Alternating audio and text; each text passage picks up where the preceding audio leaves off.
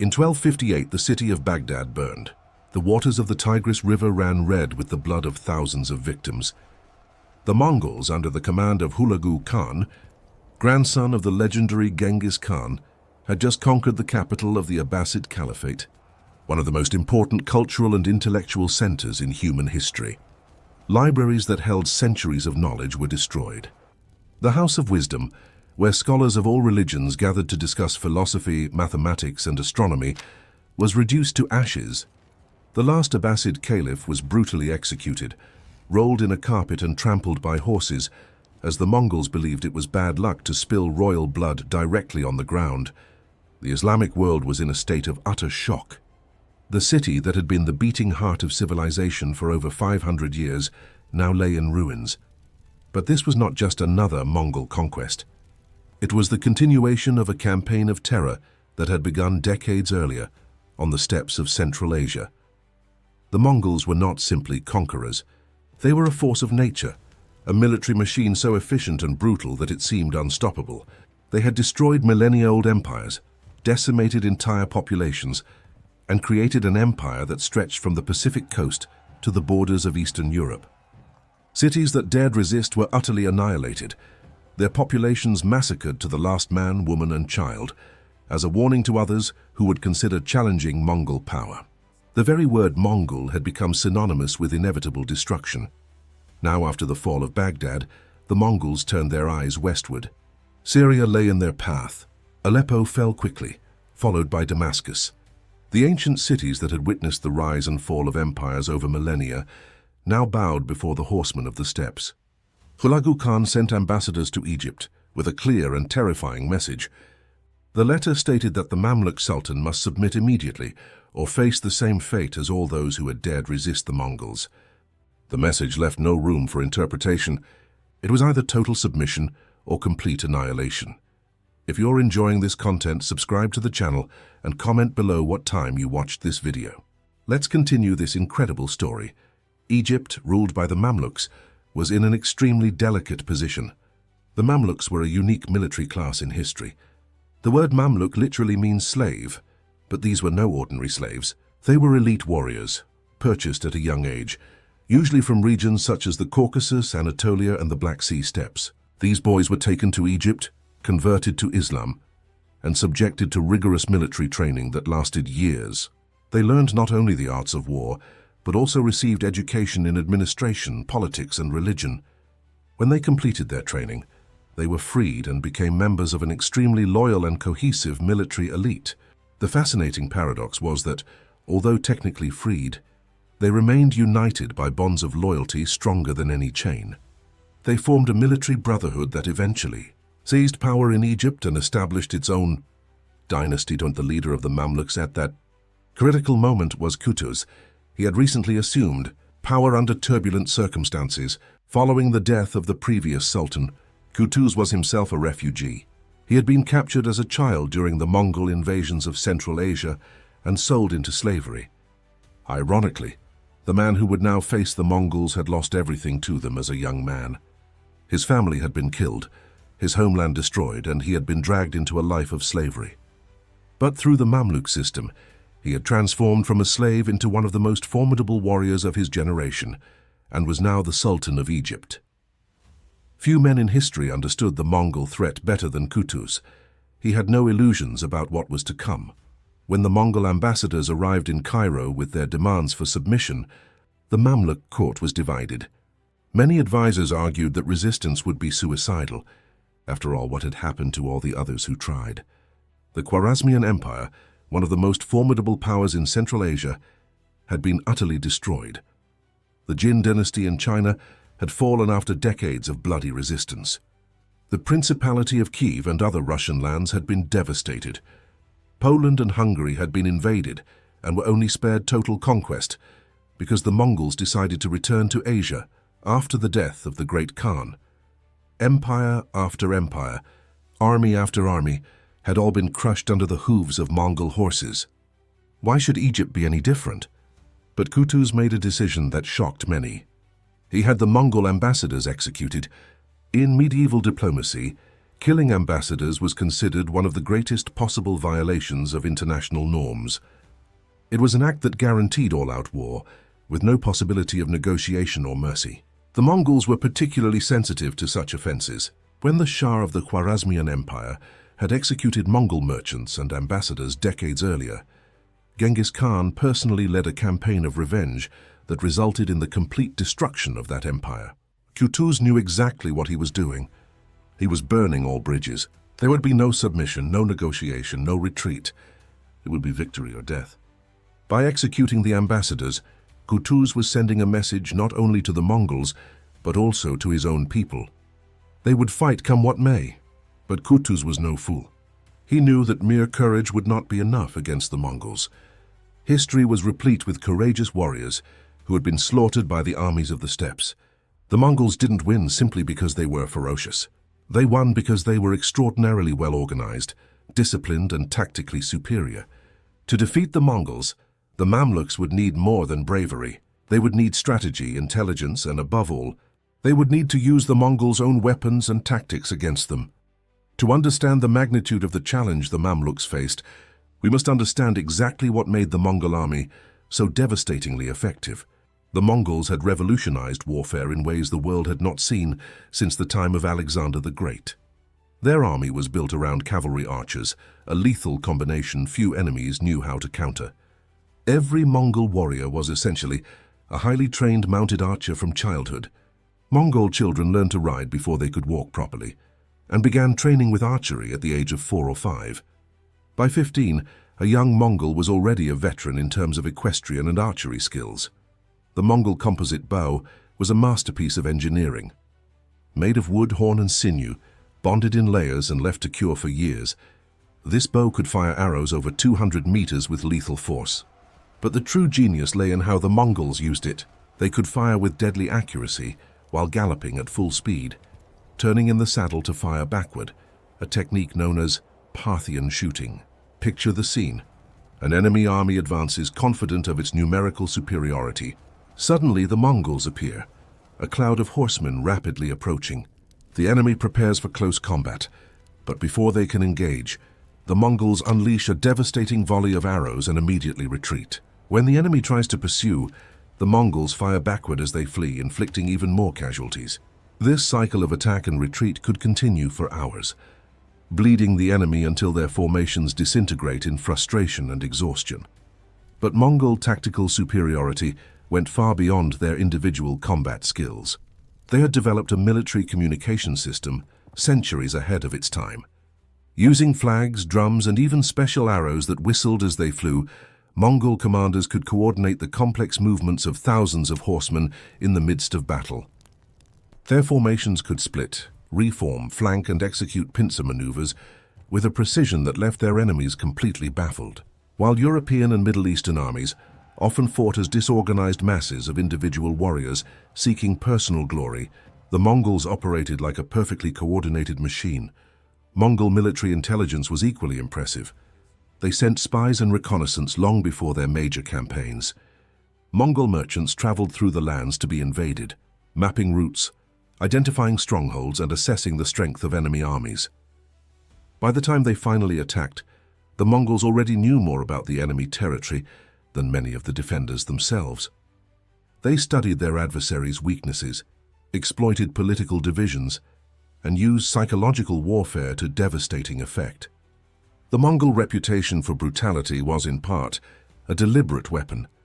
When a city heard how Baghdad had been destroyed, with pyramids of skulls erected as monuments to futile resistance, the will to fight often evaporated. The Mongols were also masters at assimilating technology and knowledge from their conquered enemies.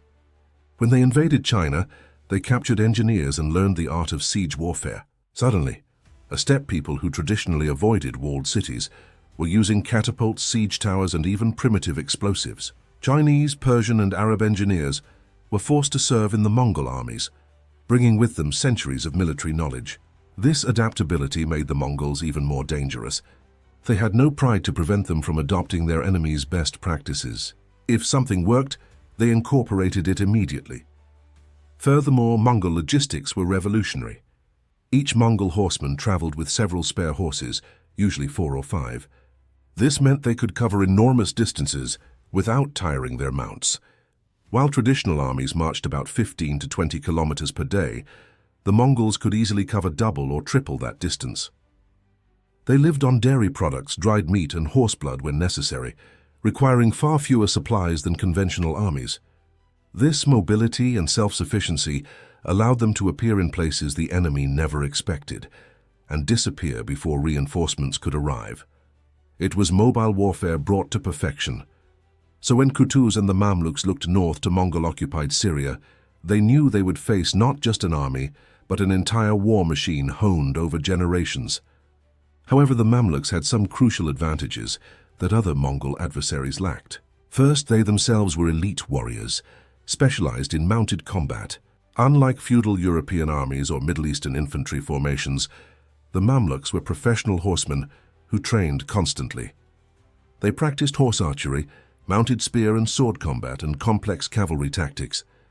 In terms of individual skill, the Mamluks were far closer to the Mongols than any other army the steppe nomads had faced previously. Second, the Mamluks had something many of the Mongols' adversaries lacked: recent experience in intense combat. They had spent decades fighting in the Crusades against the Crusader states in the Levant. These were no minor conflicts. They were brutal, prolonged campaigns against heavily armed European knights and fanatical military orders like the Templars and Hospitallers. The Mamluks had learned to face and defeat heavy cavalry, to take fortified castles, and to operate in desert conditions that would kill most other armies. They were battle-tested in ways that forged an extremely competent and adaptable army. Third, and perhaps most importantly, the Mamluks were fighting to defend their own land. For the Mongols, this was yet another campaign in a long series of conquests. For the Mamluks, it was an existential struggle. Losing would mean not only the death of their warriors, but the complete destruction of their state, their families, and everything they had built. This psychological difference should not be underestimated. The Mongols were professional warriors motivated by loyalty, discipline, and the promise of plunder. The Mamluks were fighting for survival. Qutuz immediately began mobilizing his army. He summoned all available Mamluk warriors from across Egypt. But he also made a controversial decision that demonstrated his pragmatic determination. He released one of his political rivals, a Mamluk general named Baibars, who had been forced into exile after political intrigue. Baibars was recognized as one of the most brilliant military commanders of his generation. He had been a key leader in the Mamluk victories against the Crusaders and possessed a profound understanding of tactics and strategy. Qutuz set aside his personal differences and recalled Baibars, offering him a high-level command in the army that would march against the Mongols. It was a gesture from a leader who understood that defeating the Mongols was more important than personal politics. Meanwhile, in the north, Hulagu Khan faced his own challenges. News had arrived from Mongolia about the death of his brother, the great Khan Munka. This triggered a succession crisis in the Mongol Empire.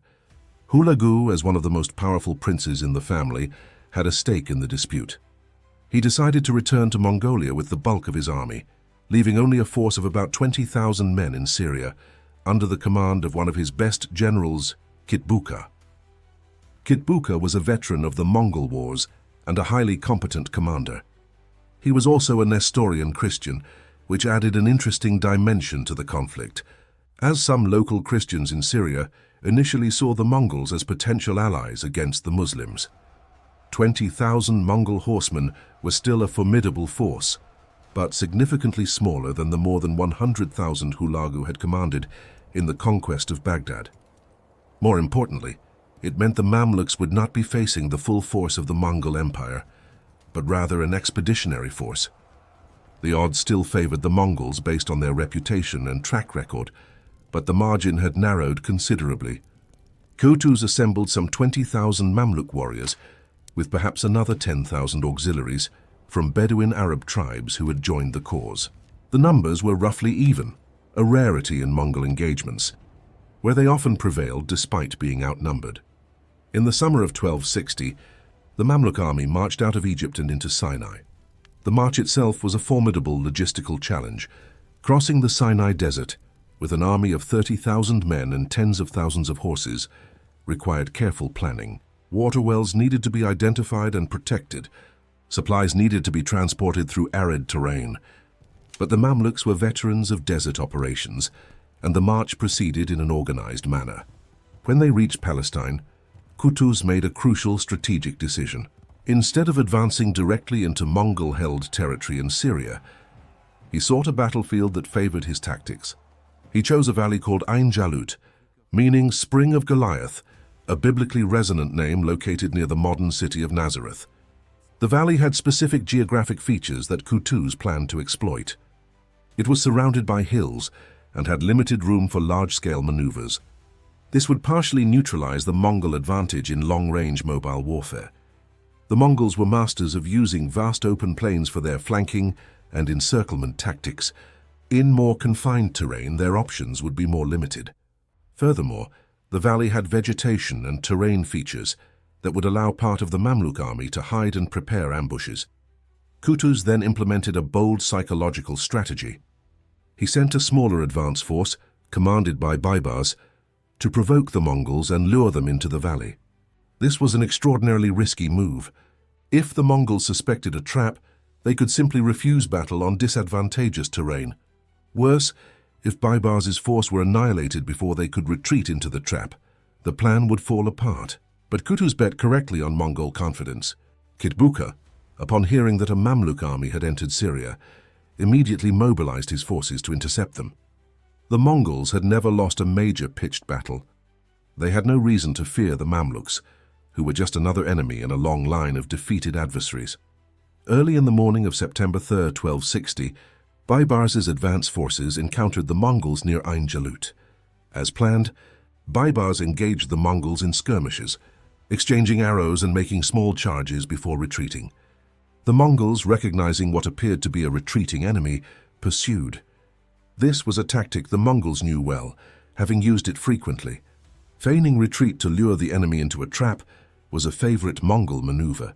But Kitbuka, confident in his superiority, believed the Mamluks were genuinely retreating in panic before the Mongol cavalry. Perhaps he believed that Mongol reputation alone had broken the Mamluk will to fight. Or perhaps he simply underestimated his adversaries, as so many others had done before their defeat by the Mongols. As Baibars retreated deeper into the valley, the Mongols followed, their forces stretching as they pursued what appeared to be fleeing enemies. And then, when the Mongols were pinned down in the valley, Qutuz gave the signal. Suddenly, from behind the hills and vegetation on the valley sides, thousands of Mamluk horsemen emerged. The Mongols found themselves surrounded on three sides. The Mongol rearguard was cut off by Mamluk forces that had been waiting in hiding. For the first time in decades of conquest, a Mongol army was trapped. But the Mongols were not an army easily panicked. Kitbuka immediately began reorganizing his forces, attempting to break the siege and regain the initiative. What followed was one of the most brutal and intense battles of the medieval era. For hours, the two elite cavalry armies clashed in the valley. Arrows obscured the sky in clouds so dense that, according to some chronicles, they resembled swarms of locusts. The sound of thousands of thundering hooves, the whistling of arrows, the screams of wounded men and horses, the clash of weapons all created deafening chaos. The Mongols, even trapped, fought with the ferocity and discipline that had made them so fearsome. They formed defensive circles of cavalry, their formations maintaining cohesion even under massive attack. Kitbuka personally led several countercharges, attempting to create openings in the Mamluk lines. At several points, it seemed as if the Mongols might actually break the siege. But the Mamluks did not retreat. They had trained their entire lives for this type of combat. Every Mamluk warrior was, like the Mongols, an elite mounted archer. They could match the Mongols arrow for arrow. And in close combat, the Mamluks were as skilled as their opponents. Here was the secret weapon mentioned in the title of this video. It wasn't a physical weapon. It wasn't a new technology. It wasn't a mysterious device. It was something much more fundamental. The secret weapon was that the Mamluks had meticulously studied the Mongols themselves. They had learned Mongol tactics, trained to counter them, and crucially created conditions where the Mongols' greater strength, mobility, and large-scale maneuverability were neutralized. The Mamluks used geography, strategy, and the Mongol playbook itself against them. They lured the Mongols into a trap, using the feigned retreat that the Mongols themselves made famous. They turned Mongol confidence into arrogance against them. But there was more. The Mamluks possessed something few armies that faced the Mongols possessed: unshakable morale. They knew they could not retreat. Qutuz had executed the Mongol ambassadors. There would be no mercy if they lost. Every Mamluk warrior understood that this battle would determine not only the fate of Egypt, but possibly the entire Islamic world. Stories of Baghdad, Aleppo, Damascus, all the cities destroyed by the Mongols, circulated among the troops. They knew exactly what would happen to their families, their cities, their people if they failed here. This determination was palpable on the battlefield. As the battle continued, the terrain increasingly worked against the Mongols. The valley, which limited their maneuver options, also made it impossible for them to execute their classic retreat and regroup tactic.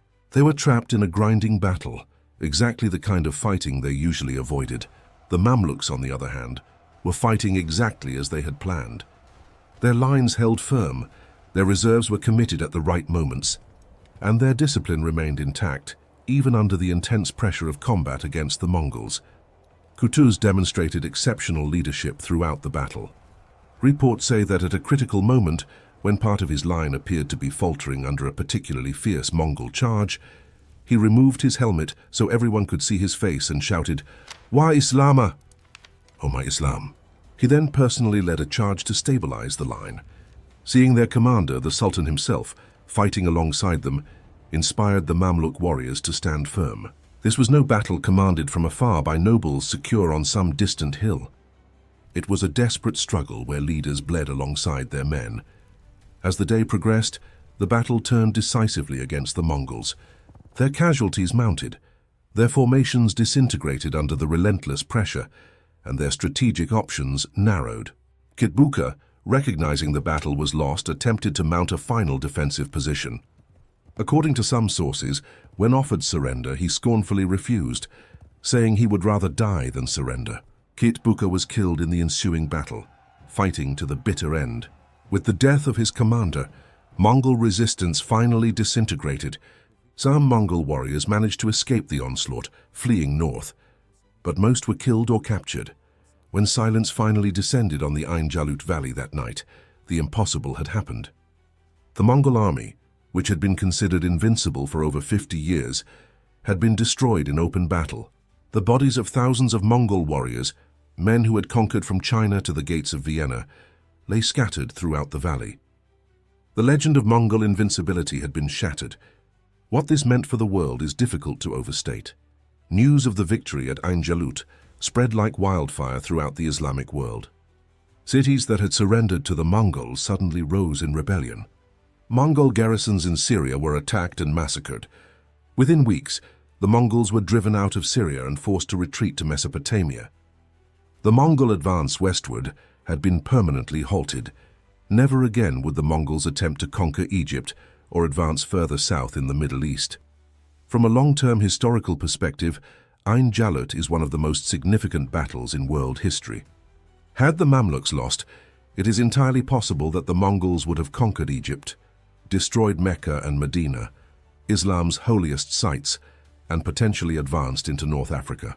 The course of history would have been fundamentally altered. Instead, ʿAin Jalut established the limits of the Mongol Empire. It demonstrated that they were not, in fact, invincible, that they could be defeated by an opponent who understood their tactics and could match their skill. The battle also cemented the Mamluk Sultanate. As the great power of the Middle East, the Mamluks would continue to rule Egypt and much of the Levant for the next 260 years, until the Ottoman conquest in 1517. They would become the protectors of Islam's holy sites and the leaders of the Sunni Islamic world. Ironically, the Mamluk system of military slaves turned ruling elite proved remarkably durable and effective. But the personal stories of the protagonists of ʿAin Jalut had tragic and violent outcomes. Qutuz, the man who had saved Egypt and perhaps the Islamic world from the Mongols, did not live to enjoy his triumph for long. Just weeks after the battle, as the army returned to Egypt, Qutuz was assassinated by Baibars and other Mamluk conspirators. The exact reasons remain debated among historians. Some suggest it was due to personal ambition. others that it was because Qutuz had promised to return lands to their original owners that Baibars and others had received as a reward. Regardless of the motivation, Baibars assumed the Sultanate and would become one of the most effective and feared rulers in Mamluk history. He spent the next decades consolidating Mamluk power, driving the last crusaders from the Holy Land and transforming Egypt into the region's dominant superpower. For the Mongols, ʿAin Jalut was a traumatic shock. It wasn't just a defeat, it was a humiliation. A Mongol army had been destroyed in open battle by adversaries they had underestimated. This had repercussions throughout the Mongol Empire. The aura of invincibility that had been so crucial to their conquests was shattered. Other nations and peoples who had considered resistance futile now saw that the Mongols could bleed, could be outmaneuvered, could be defeated. This didn't mean the end of the Mongol Empire, which would continue to exist for centuries in various forms, but it did mean the end of its limitless expansion. Hulagu Khan, upon learning of the defeat, was furious. He planned several campaigns of revenge against the Mamluks, but the internal politics of the Mongol Empire and conflicts with other Mongol Khanates prevented him from mounting a full-scale invasion of Egypt. The Ilkhanate that Hulagu established in Persia and Mesopotamia would remain in intermittent conflict with the Mamluks for the next decades, but the border established after ʿAin Jalut remained essentially stable.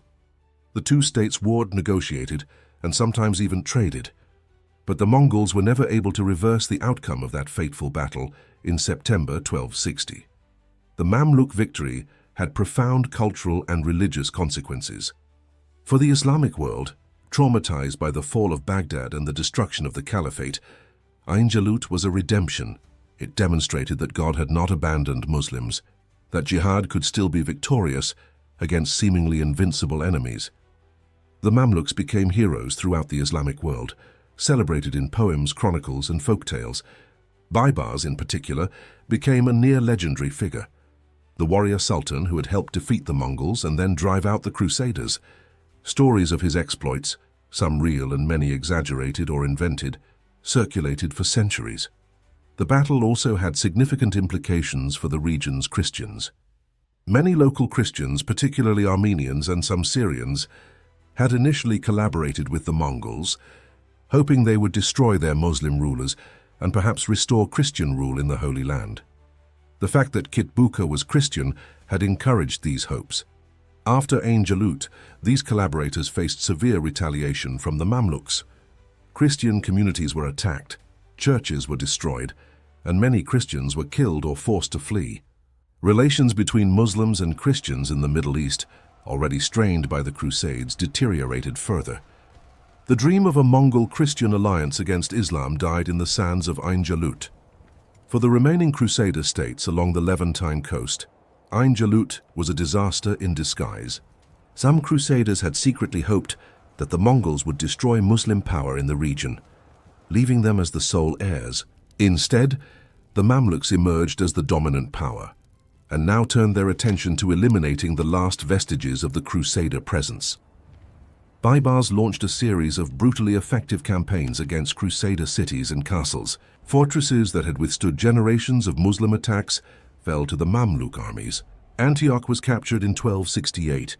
Crac des Chevaliers, perhaps the largest Crusader castle, fell in 1271. The city of Acre, the last great Crusader stronghold, finally fell in 1291. With this, 200 years of Crusader presence in the Levant came to an end. The tactical and strategic lessons of ʿAin Jalut have been studied by military commanders for generations. The battle demonstrated the importance of understanding your enemy deeply, not only their strengths, but also their weaknesses. The Mamluks won because they did their homework. They studied how the Mongols fought, practiced against those tactics, and developed specific countermeasures. They chose a battlefield that neutralized the Mongol advantages and amplified their own. They used deception to lure the Mongols into a disadvantageous position, and when the moment of actual combat arrived, they had the skill, discipline, and morale to execute their plan. The battle also illustrated the importance of personal leadership. Both Qutuz and Baibars did not command from a distance, but fought in the front lines alongside their men. In military cultures where honor and personal courage were highly valued, this mattered enormously. The Mamluk warriors were not simply following abstract orders.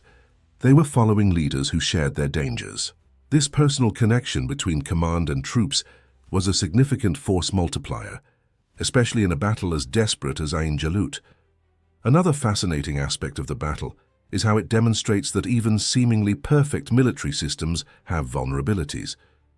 The Mongol system of warfare had weaknesses. Their reliance on mobility meant that in confined terrain they lost a crucial advantage. Their preference for avoiding prolonged battles of attrition meant that when forced into such combat, they had no inherent advantage. Their reliance on their reputation made them potentially vulnerable to deception. The Mamluks identified these vulnerabilities and exploited them. Brilliantly, it's also important to recognize the role of chance and circumstance at ʿAin Jalut. Had Hulagu not withdrawn most of his army due to the Mongolian succession crisis, the Mamluks would have faced a much larger force, and the odds would have been dramatically different. Had Kitbuka been more cautious and refused to be drawn into the valley, the battle might never have unfolded on the terms that favored the Mamluks. Had any of the many small tactical decisions during the battle been different, the outcome might have changed. History often revolves around singular moments, and ʿAin Jalut was certainly one of those moments. The battle also reminds us that seemingly invincible empires and armies inevitably reach their limits. The Mongols had conquered the largest land empire in history, stretching from the Pacific Ocean to Eastern Europe. They had destroyed ancient civilizations and rewritten the map of Eurasia, but even they could not conquer everything. Geography, logistics, internal politics, and finally, the determined resistance of capable adversaries established limits that not even the Mongols could overcome. ʿAin Jalut was where the western limit of Mongol expansion was definitively marked. For Egypt specifically, ʿAin Jalut ensured its survival as a center of power and culture. Cairo did not share Baghdad's fate. It was not sacked and burned. Its population was not massacred. Its libraries and mosques were not destroyed. Instead, Cairo flourished under Mamluk rule, becoming the largest city in the Islamic world and a center of learning, commerce, and art. The magnificent mosques and madrasas that still adorn Cairo today are largely Mamluk legacies, built with the wealth and stability that ʿAin Jalut helped ensure. The memory of ʿAin Jalut remains powerful in the Arab and Islamic world today. The battle is seen as a symbol of resistance against impossible odds, of Islamic unity in the face of existential threats, and of the possibility of defeating seemingly invincible enemies through courage, strategy, and faith. In moments of crisis, Middle Eastern leaders often invoke ʿAin Jalut as an inspiring precedent. This is not always historically accurate or appropriate, but it speaks to the enduring power of narrative. It is fascinating to consider the parallels between the Mamluks and the Mongols. Both were, in a sense, products of the Eurasian steppes. The Mongols were nomads of the eastern steppes, while many Mamluks were originally Turkic peoples of the western steppes, the Caucasus, and surrounding regions. Both were military societies, where martial skills were supremely valued. Both were elite horsemen trained from childhood. On some level, ʿAin Jalut was a clash between two military systems derived from similar steppe cultures, but that had evolved in different contexts. The Mongols retained their nomadic tribal organization, adapted for conquest. The Mamluks had been incorporated into an urbanized Islamic state structure, but retained the warrior ethic and equestrian skills of their origins. The battle also highlights the importance of military professionalism. Both the Mamluks and Mongols were professional warriors in an era dominated by feudal levies and urban militias. They trained constantly, maintained strict discipline, and were organized into efficient command structures. This professionalism gave both sides enormous advantages over more amateur armies. When two such highly skilled professional armies clashed at ʿAin Jalut, the outcome was determined by strategy, leadership, and the specific circumstances of the battle, not by any overwhelming advantage on one side. We must also consider the human cost of ʿAin Jalut. Thousands of men died in that valley in a single day. Each of these men had stories, families, hopes, and dreams. The Mongol warriors who died had traveled thousands of miles from their steppe homes, crossed deserts and mountains, conquered cities and empires, only to fall in a valley in Palestine. The Mamluk warriors who died had been torn from their homelands as children, trained for years for this moment. and given their lives to protect their adopted homeland. Behind the grand narratives of empires and civilizational destinies lay thousands of individual tragedies. The battle also had consequences for the development of military technology. The Mamluks had demonstrated that highly trained cavalry archers could beat the Mongols at their own game. This validated continued investment in elite cavalry in the Middle East. However, ironically, within a few centuries, firearms would begin to fundamentally change the nature of warfare, eventually rendering even the best archery knights obsolete. The Ottomans, who finally conquered the Mamluk Sultanate in 1517, won in part because they embraced gunpowder weapons, while the Mamluks continued to rely on their traditional cavalry tactics. The lesson of ʿAin Jalut about adapting and learning from the enemies seem to have been forgotten by the descendants of the victors. The geography of ʿAin Jalut today is a stark contrast to the bloody events of 1260. The valley still exists, now part of Israel, near the city of Afula. It is peaceful farmland, plantations and fields where Mongol and Mamluk horsemen once clashed in mortal combat. There is no grand monument marking the site, no preserved battlefield like there is for Waterloo or Gettysburg. To most people who live or pass through the area, it is just another patch of northern Israel. But beneath that tranquil land lie the remains of thousands of warriors, and on that soil the fate of civilizations was determined. The chronicles and historical sources about ʿAin Jalut come primarily from Arabic and Persian writers, as the Mongols of the time left no detailed written accounts of their own perspectives on the battle. This means that our understanding of the battle is filtered through the eyes of the victors and their historians. Chroniclers such as Baybars al-Mansuri, Ibn Taghribirdi and others preserved memories of the battle, albeit writing years or decades after the events. Like all medieval historical sources, these should be read critically, recognizing biases, exaggerations, and the tendency to shape narratives for political and religious purposes. But even allowing for these limitations, the basic outline of ʿAin Jalut, a successful ambush by Mamluk forces that resulted in the destruction of a Mongol army, is well established. The battle is a reminder that history is not predetermined. In the mid-1260s, if you had asked any informed observer to predict the outcome of a Mongol-Mamluk confrontation, most would have bet on the Mongols. They had all the precedent on their side. But the Mamluks refused to accept the inevitable.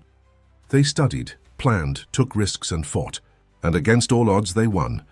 This is a powerful lesson about human agency in history. Determination, intelligence, and courage can overcome what seem like impossible odds. ʿAin Jalut also illustrates the importance of leadership in critical moments. Qutuz made extraordinarily risky decisions, executing the Mongol ambassadors, marching out of Egypt to meet the Mongols instead of trying to defend behind fortifications, and bringing back Baybars despite their rivalry. Any of these decisions could have ended in disaster, but Qutuz understood that extraordinary circumstances called for extraordinary measures. He was willing to risk everything because he knew that playing it safe against the Mongols was only a slower path to defeat.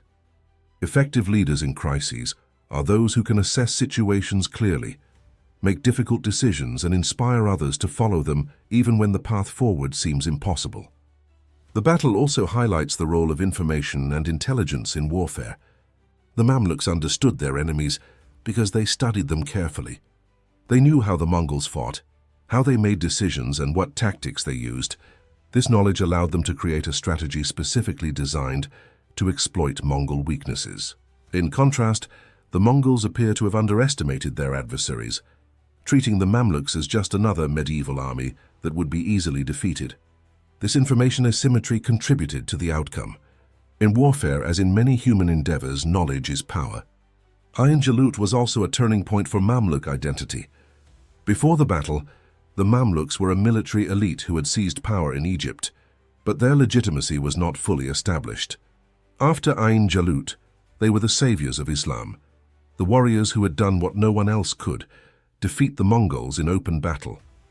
This gave them prestige and legitimacy that helped cement their rule for centuries. Dramatic military victories have a way of conferring political legitimacy, regardless of how the regime initially came to power. It's also interesting to ponder how the battle might have unfolded differently if various technologies or tactics had been available or employed differently. If the Mongols had brought more of their siege engines and artillery, Might that have changed the dynamics? If the terrain had been more open, would the Mongols have had more room to maneuver and potentially turn the tide of the battle? If Hulagu had remained with his full army, would the Mamluks even have attempted to give battle? These counterfactual questions are speculative, but they help us understand how contingent the historical outcome truly was. The Battle of Ḥain Jalut remains relevant today, not only as history, but as a case study in strategy, leadership, and the dynamics of asymmetric conflict. When a seemingly invincible adversary is defeated by a seemingly weaker side through better strategy, enemy knowledge, and exploitation of geographic and psychological advantages, it offers lessons that transcend its specific historical context. Military analysts and historians still study Ḥain Jalut for these reasons. In conclusion, the secret weapon that destroyed the Mongol army at Ḥain Jalut was not a mysterious technology or a new invention. It was something far more fundamental and powerful. It was deep knowledge of the enemy, carefully crafted strategy, courageous leadership, tactical excellence, clever use of terrain, and, perhaps above all, unwavering determination. The Mamluks won because they refused to accept that the Mongols were invincible. They studied their adversaries, identified weaknesses, devised a plan to exploit those weaknesses, and executed that plan with exceptional skill and courage. The battle changed the course of history. It saved Egypt, protected the holy sites of Islam, established the western limits of Mongol expansion, and shattered the myth of Mongol invincibility. It demonstrated that even the most formidable conquerors can be defeated when faced with equally skilled, better prepared, and fighting on their own ground. The shockwaves of Ḥain Jalut reverberated for centuries, shaping the political, cultural, and religious development of the Middle East in ways we still feel today. So when we think of Ḥain Jalut, we should remember it not just as an ancient battle, but as a defining moment when human courage, intelligence, and determination changed what seemed like the inevitable course of history. It was a day when elite warriors clashed in a valley in Palestine and determined the fate of nations. It was the day the impossible happened, when the invincible Mongols finally met defeat, and the world was never the same again.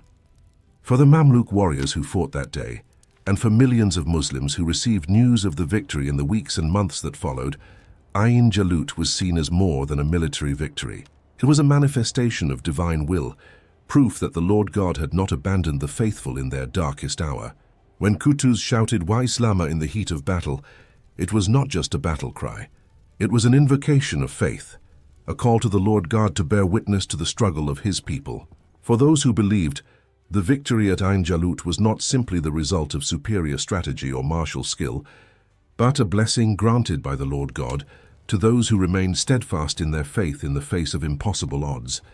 This spiritual dimension of the battle is integral to how it has been understood and remembered throughout the centuries, transforming it from a military event into a moment of profound religious significance. May each of us, regardless of our beliefs, find inspiration in the courage of those who faced the impossible, trusting in their deepest convictions and the providence of the Lord God as they understood it, and prevailed against all odds.